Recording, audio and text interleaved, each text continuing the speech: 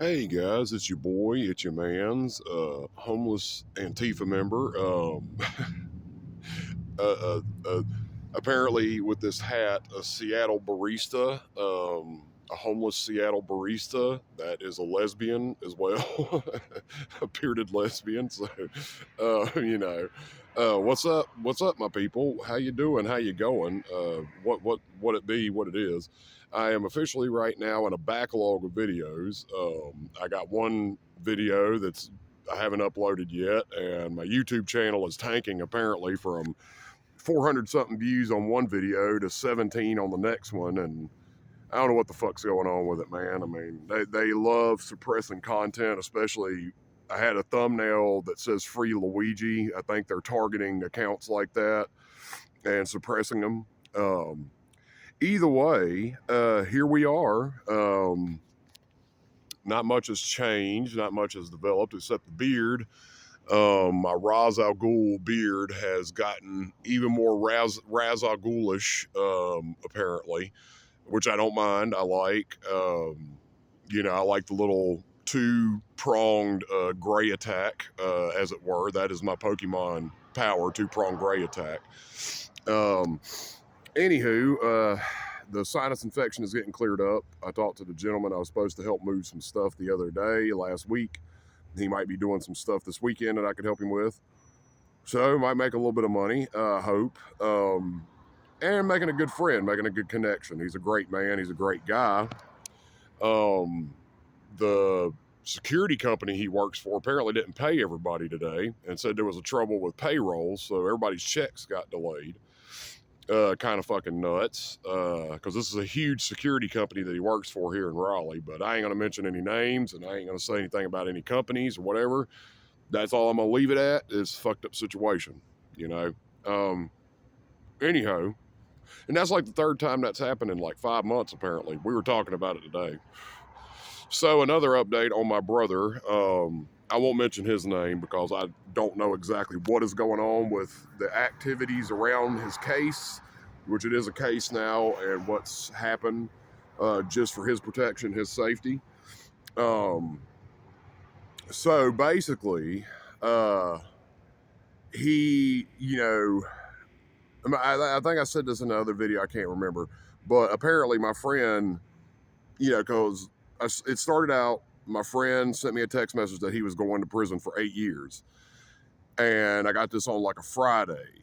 And right as soon as I got that message, I got a stomach flu. Like apparently a stomach bug or food poisoning or something kicked in.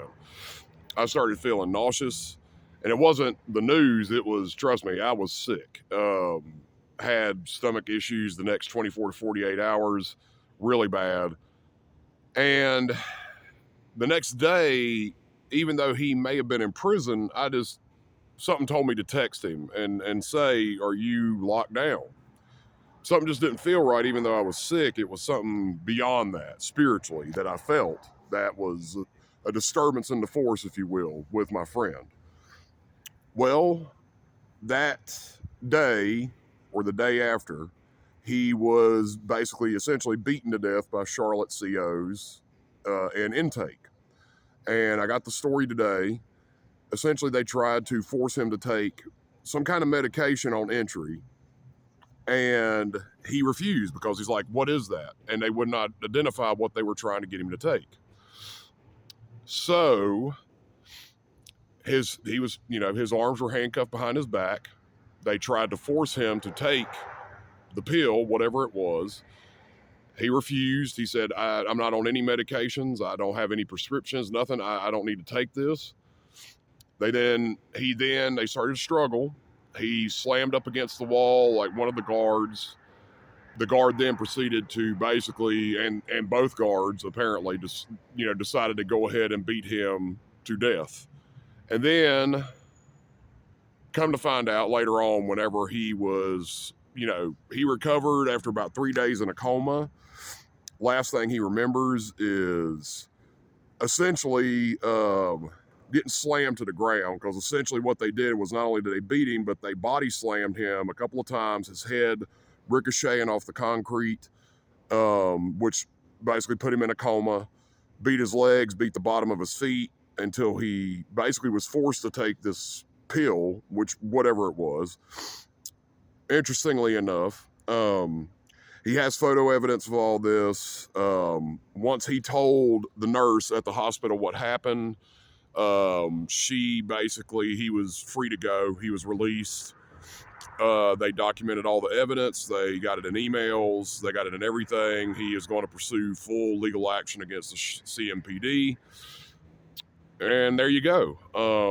But interestingly enough, a couple of days later, he wakes up. They did. He asked him. He's like, "Could you test my system to see if there's anything?" And he voluntarily asked them to give him a drug test. Come to find out, there was methamphetamine in his drug test.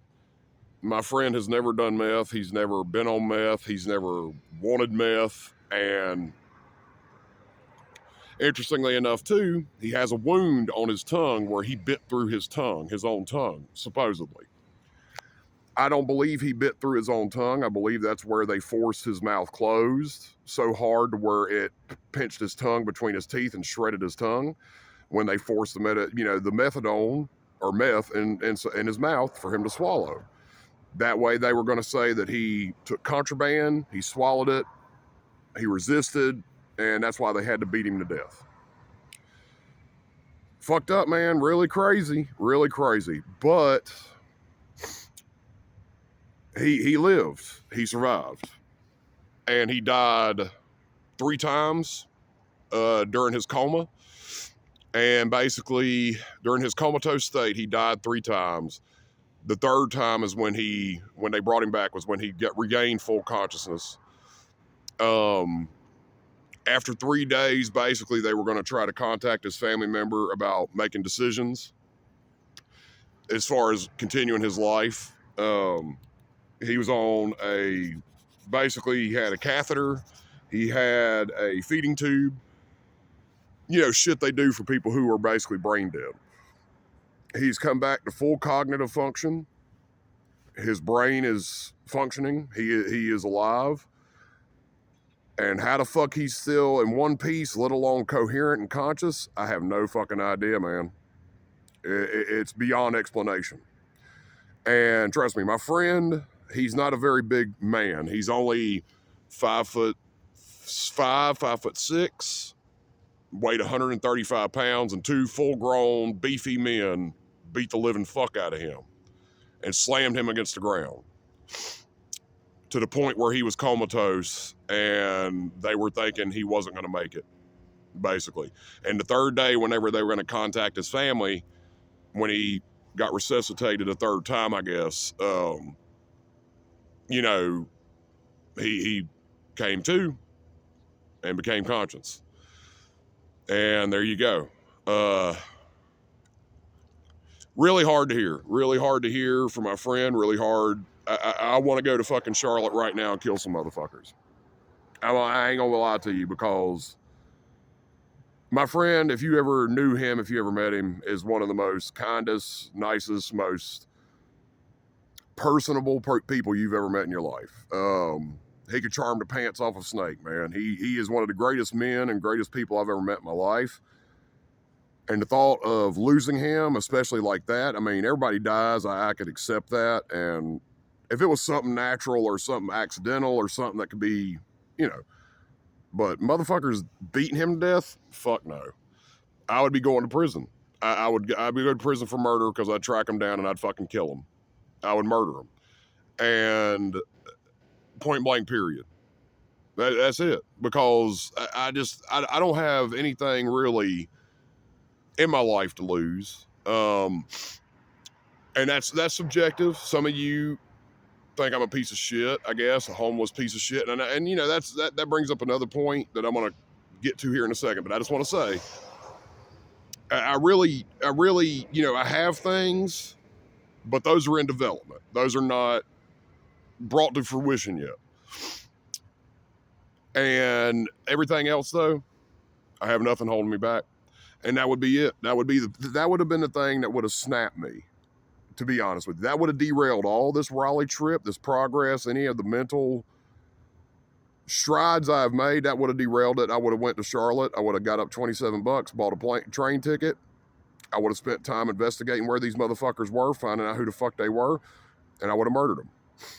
Whether they're in lockup or not, I would have fucking found a way to kill them. And that's just it. You know, because they killed one of the greatest men I've ever met in my life. Hands down. And that's the honest to God truth. And that's why, and then me and my friend talked today. And we were talking about another friend of ours, who I can name, Sharif. We're like the Three Musketeers, man. We met during exceptionally fucked up times in our lives down in Gastonia. And we were just three of a kind, man. I mean, we always got on, and we're inseparable. We're brothers. And it didn't take long. We bonded over, horrible situation, basically the end of our lives, and just the crossroads. We all met at this crossroads, and we all feel this connection that's like spiritual, mental. We just know so much about each other, And if one of them were to die, especially by the hands of some fucking pig, like I said, I'd go to Charlotte and murder the motherfuckers. I'd find a way. Because, once again, they killed one of the greatest human beings I've ever met in my life. Brutally, mind you. Not quickly, not just blowing his brains out. Fucking beat him to death. Like a dog, chained up, and just beat him to death. That would not, and they did, basically, they did beat him to death. So he's going to pursue full legal repercussions against the officers, against the city of Charlotte, and he is going to hopefully get $1 trillion fucking off of him. I hope he bankrupts the goddamn city of Charlotte, to be honest with you, because fuck him. You cannot treat human beings like this. This is not the goddamn Dark Ages. And whatever the fuck these guys are operating on and whatever, they're done, man. They're fucking done. Like, regardless, they're done. And I hope they send them to prison. I hope they send them to federal fucking prison, and then they have to explain to Big Bubba and Gator and the gangs and the murderers, oh yeah, I was a CO that used to beat handcuffed inmates. And they probably got a bunch of friends on the inside waiting to see them, and I hope they get to fucking meet them. I hope they do. And that's it, man. We talked today. It was a weight off of me. I mean, it really was. And we talked about things, and we really talked. We haven't really talked in a while, man. And I came really close to losing somebody that I love, like a brother, like truly, that I know is 100% fucking solid motherfucker, like real solid person. You don't find those every day, man. 99.9% of the people you ever meet are fucking fake ass pieces of shit who lie, steal. They never mean anything that they say. They never mean half of the shit that they claim they mean or represent. When you find people who are 100% genuine, real, got your back, you got to ride or die for them, man. You got to put it on the line for them, man, because those people don't come along every day. Hell, those people may not even come along once in a lifetime for some people. So that's it. I mean, and y'all judge that as you will. I know that everybody takes whatever I say, and if you watch the goddamn videos, which nobody does, you take that as you fucking will. I mean, really, I'm at the point in my life where I don't give a goddamn if you judge me or look down on me or whatever. Trust me, living through homelessness, I've got plenty of people looking at me like I'm a piece of shit, a crackhead every day, piece of trash. That's the upper crust. That's the 1% of our small societies. That's the elites or whatever the hell they're on. The 100K a year motherfuckers. That's fine. I don't care. So I really don't give a damn about judgments anymore. I really could care less. I am essentially an empty vessel after all this. I don't really process or feel things like I used to. I'm kind of numb to a lot of things. I'm kind of numb to a lot of violence and other things because I've seen so much madness in my time. through this experience, like I said, going on 3, 4, 5 years now of in and out of it, because it's just, trust me, I think most of our society is based on who you know and who you blow. And I'm gonna be honest with you, man. That's how I feel anymore. I feel like it's about who you know and who you blow. And if you're lucky enough to be born in a family that is who you know and who you blow, who goes to the country club and all this shit, the closed social clubs that most of the poor are not allowed into. And that's who's burning the world right now. That's who's burning the earth. Just these elitist, closed, society kind of assholes that, they never seen a hard day in their life. And if they have, they had plenty of damn money and plenty of damn people to make it go away. And that's just it, and they're ruling society right now. They're destroying it. They're burning the earth. And I don't know what else to say about it. At least that's just my humble opinion, man, because all I see is things just getting worse. And it ain't even on a grand scale. It's just day-to-day society is coming apart at the seams, and we're allowing it to happen. We're choosing to let it happen, and we're making it happen. We just gotta wake the fuck up, man, and we gotta start making, like I said, some big changes really quick. Because, for example, global warming is already here. The patterns and everything that were supposed to happen, like I said, 20, 30 years in the future have now escalated, and now they are happening now. And you can see it. I mean, there's crazy ass weather. Like today, I'm warm as hell right now. 24 hours ago, I was freezing my balls off. It was literally 19 degrees out here 24 hours ago. Now it's almost 60 degrees. I mean, it's very comfortable. It's like 50 something degrees. It's nice, but that shit makes you sick, and that shit necessarily, it doesn't make you sick, but it's hard to acclimate, and your body starts to malfunction kind of go haywire whenever you go through that. Yeah. So I mean, that's just what it is. And me and him are talking, and I just basically told him that we're both being carried on a path right now. And I wholly believe that I'm being carried by something to where I need to be, good or bad. The conclusion of my life and my struggles is happening here, regardless, good or bad. Like I said, I'm not going to count out bad. I'm not going to count out whatever. But I mean, you never know, man. I mean, you never know what it is, but it's going to be a conclusion. It's going to be the end of one thing or the other for me. You can believe that. And I've stated this in other videos, but I'm going to state it again. I wholeheartedly believe Gaston County, North Carolina, is under some kind of bad juju, dark aura, fucked up kind of like situation, man. Because ever since leaving there, my health, and the same with him. He said the same thing. Leaving there, it's like your mental health goes through the roof, man. Like I feel like 1,000,000 pounds of darkness and evil and negativity have just been drained out of my body.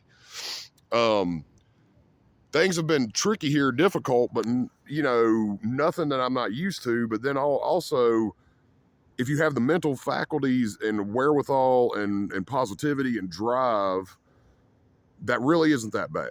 I mean, and that's just the thing, man, is like I said, there's just some bad aura over Gaston County. I'm utterly convinced of this because I can't explain it any way else, and I'm seeing the same things here as far as mental unwellness amongst the homeless, fentanyl, meth, stuff like that amongst people.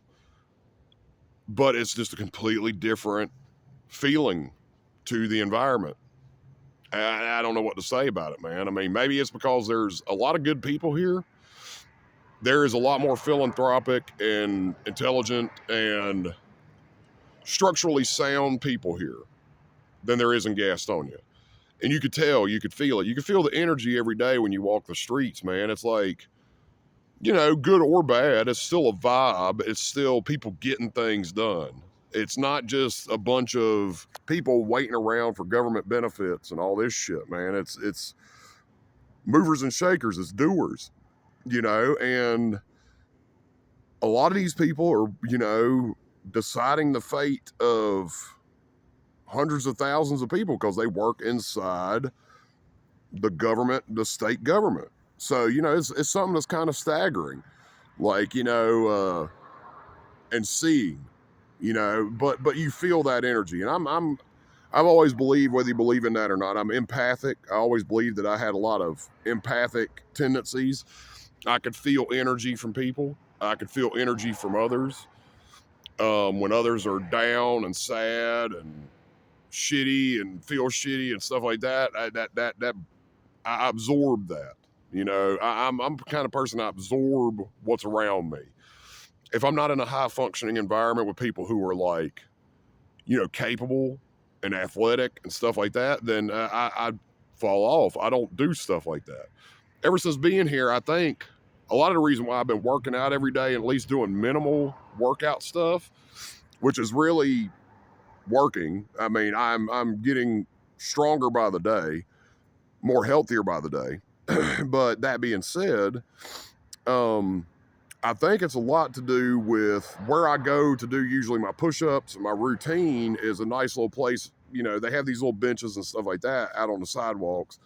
And it's in front of a YMCA where there's a lot of athletic, really, high functioning people coming in there. You know what I mean? And that helps me. That energy feeds me. It's like, yeah, like I want to do something. I want to, get active and do things. And seeing people run the streets and all that, I mean, a lot of health conscious people here. So that makes me in turn want to achieve that level of health.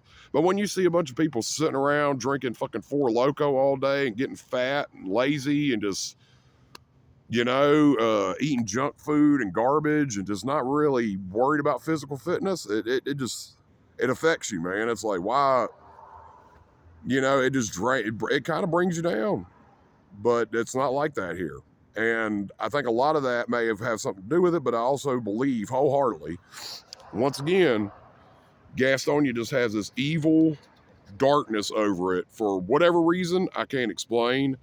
It is a well-known story there that one of the police department officials back in the day poured hot grease on a homeless man. He was, of course, I guess, reprimanded, whatever. But stuff like that. And the crimes that they did, a lot of death and despair, murder in Gaston County, I'm not talking about criminal stuff. I'm talking about like, during the meal strikes and stuff like that, there was a fair amount of people murdered. Gastonia at one point was basically a gangland for biker gangs. They ran Gastonia. Hell, for the longest time, Gastonia had the nickname of Little Chicago.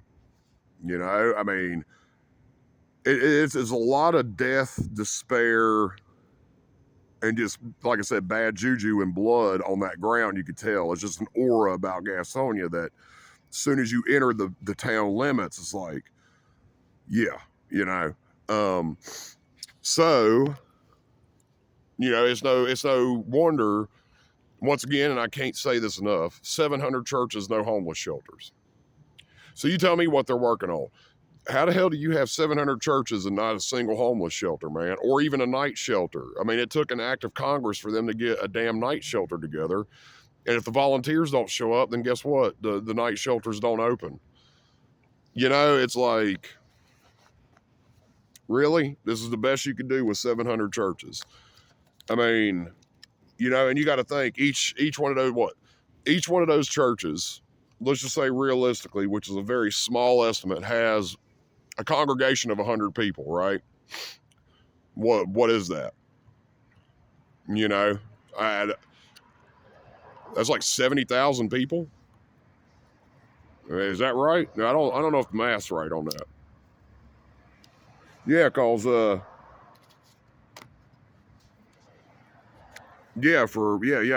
pretty sure. Yeah, we'll go with that. I know it's like carrying the zero right now is not working for me. So yeah, so that seems way too high of a number, but goddamn, that's a lot of fucking people to not give a fuck about anybody else, right? That's a lot of damn people to not be able to get shit done out there in the world. I mean, when you really think about it like that, even at 7,000 people, think about it, 7,000 fucking people unifying together to say, we're not going to do a goddamn thing to help our fellow man, but yet we believe in God, that doesn't make a goddamn bit of sense. That's a lot of fucking people. 7,000 people is a lot of people, man. 70,000 people is a ridiculous amount of people to say, you know what, we're not going to do a goddamn thing to help them get housing or anything else. Fuck them. Right? That's kind of fucking insane when you think about it. And I'd say a lot of those churches, man, hover around almost 100 people attending them. I mean, it may be lower, but still, even if you start trimming those numbers down to 50, I mean, you know, come on, man. I mean, that's just a lot of fucking people not doing a goddamn thing for society.